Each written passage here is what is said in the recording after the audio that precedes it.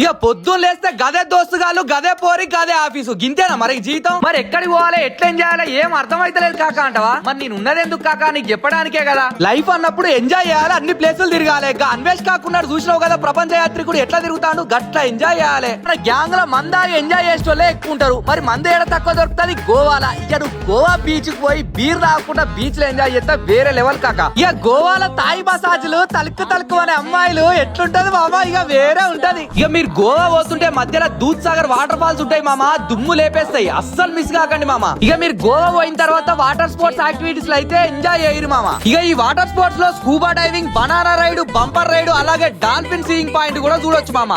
గోవాకు పోయి ఎంజాయ్ చేయాలని చాలా మంది అనుకుంటారు కానీ ఏదో ఒక రీజన్ వల్ల అయితే ఆగిపోతారు మామ. ఇక ఇప్పటికే లేట్ చేసింది చాలు. ఇక మీ దోస్తుగాళ్ళని తీసుకొని గోవాకి అయితే ఓర్రి. ఇక నీ గోవా ట్రిప్ లో ఏ దోస్తుగాడు ఉండాలనుకుంటున్నావో ఆయనకైతే ఈ రీల్ అయితే షేర్ చేయి. ఇక గోవాకు పోయేటప్పుడు బస్సులో ట్రైన్ లో పోతే ఏం ఎంజాయ్ చేస్తావు కాక. కార్ లో పో, చూడడానికి చాలా ప్లేసెస్ ఉంటాయి, మస్తు ఎంజాయ్ చేస్తావు. ఇక కార్ లో పో అని చెప్తాను కానీ మా దగ్గర కార్ ఉండొద్దా అంటారా. ఇక మీ దోస్తు గారిని ఎవరిని అడిగినా కార్ ఇస్తలేడా. నువ్వు టెన్షన్ పడక కాక, మీ అందరి కోసం మంచి ఆప్షన్ తీసుకొచ్చిన అదే మన లాంగ్ డ్రైవ్ కార్స్. మన లాంగ్ డ్రైవ్ కార్స్ లా తక్కువ బడ్జెట్ లా జబర్దస్త్ కార్లు ఉన్నాయి కాక. మరి ఇంకేం ఆలోచిస్తున్నావు కాక, వెంటనే మీ దోస్తు గారిని తీసుకొని లాంగ్ డ్రైవ్ కార్స్ లో కార్ బుక్ చేసుకొని ట్రిప్ అయితే స్టార్ట్ చేయి. ఇక కార్ బుకింగ్ కోసం ఏమన్నా డీటెయిల్స్ కావాలంటే స్క్రీన్ మీద నెంబర్ ఇస్తానగా నెంబర్ కాల్ చేయి.